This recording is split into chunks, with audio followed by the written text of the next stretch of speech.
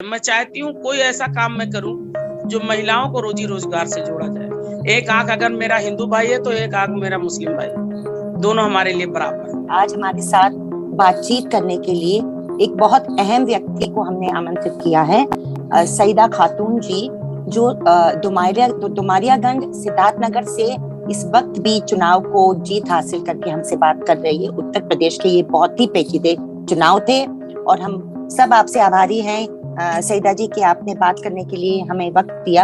बहुत बहुत शुक्रिया।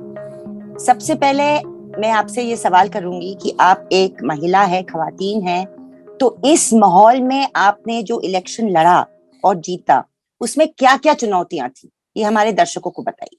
चुनौतियां तो बहुत थी जी, लेकिन जनता हमारे साथ थी।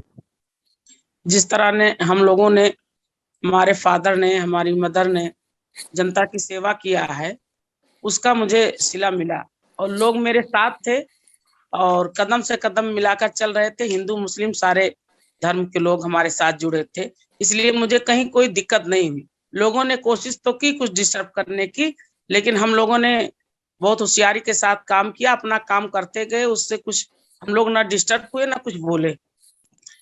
जनता हमारे साथ थी। इस बार का चुनाव हमारा जनता लड़ रही थी। आप तो जीत के आई है, मगर जो आपके मुकाबले में जो भारतीय जनता पार्टी के कैंडिडेट थे, राघवेंद्र प्रताप सिंह, उन्होंने तो बहुत ही एक गिरी हुई राजनीति का खेल खेला था आपके कॉन्स्टिट्यूंसी में।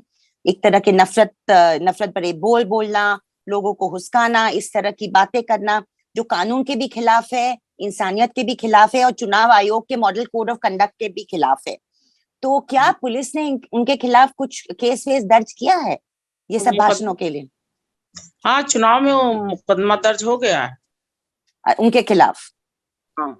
हाँ, तो ये जो इस तरह के भाषण और तकरीरें उन्होंने दी, उसका कुछ असर जनता में पड़ा क्या? कोई असर नहीं पड़ा। हाँ, और लोगों को बहुत बुरा लगा इस तरह बात करने का। जो हम चुनाव के दूसरे दिन लोगों से मिलने के लिए गए थे जी, तो उसने अच्छा व्यवहार नहीं किया, बहुत गलत व्यवहार किया है।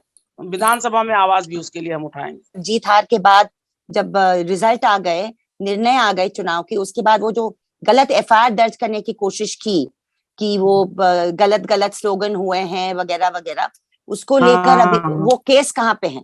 जांच का विषय बना हुआ है उसको। अच्छा, मतलब लैब में जांच हो रहा है कि उसमें क्या है। तो उसमें अलग अलग नौजवानों को भी शायद पकड़ा गया था। कुछ लोगों को पकड़ा गया था, उन लोगों को छोड़ दिया गया है, 151 में करके छोड़ दिया गया है।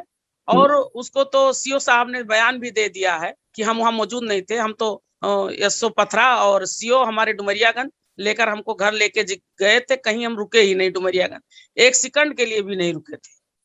आपने देखा है कि जैसे उत्तर प्रदेश के चुनाव खत्म हुए तो पूरे देश में एक माहौल बनाया जा रहा है, चाहे वो कश्मीर फाइल्स की फिल्म हो या दूसरी बातें हो, ताकि एक तरह का अल्पसंख्यक के खिलाफ एक माहौल बनाया जाए।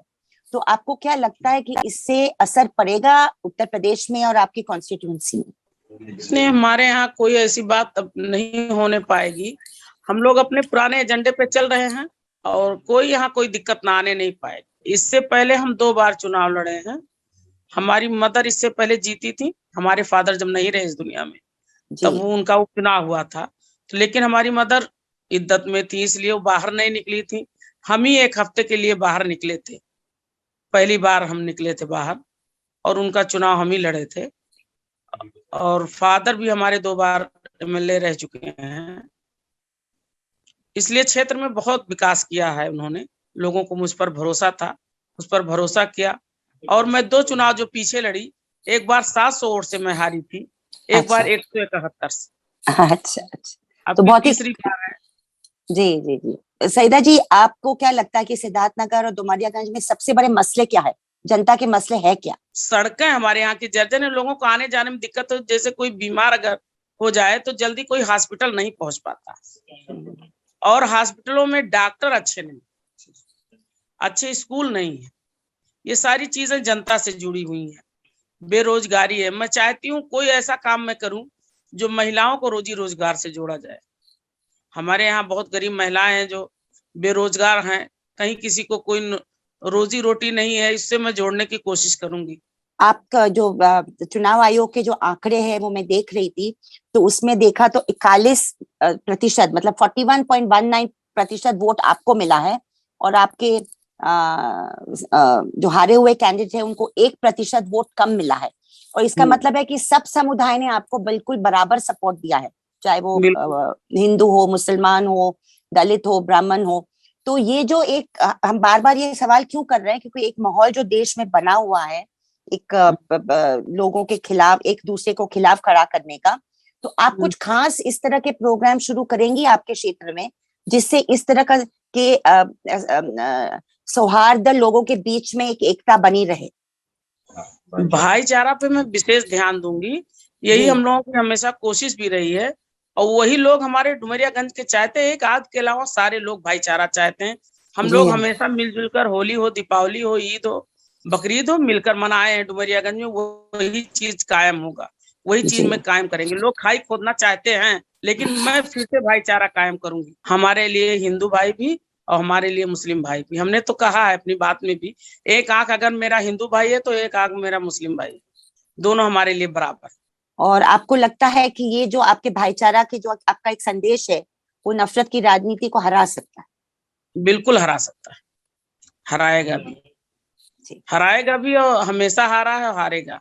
हमें लगता है कि हमारे विधानसभाओं में, विधान परिषदों में, सांसदों में महिलाओं का होना बहुत जरूरी है, महिला का आवाज होना बहुत जरूरी है, क्योंकि महिला प्रतिनिधित्व जो होता है वो एक तरह से समाज की बातें अलग तरह से देख के लोगों के सामने पेश कर सकती है। मैं जी, तो वो आप महिला प्रतिनिधित्व जो आपको दिया हुआ है लोगों ने, उससे लेके आप कुछ खास प्रोग्राम महिलाओं के लिए, आपने रोजगार का तो बताया, स्वास्थ्य का बताया, और कुछ प्रोग्राम आपने सोचा है क्या बच्चियों के लिए, नौजवान लड़कियों के लिए?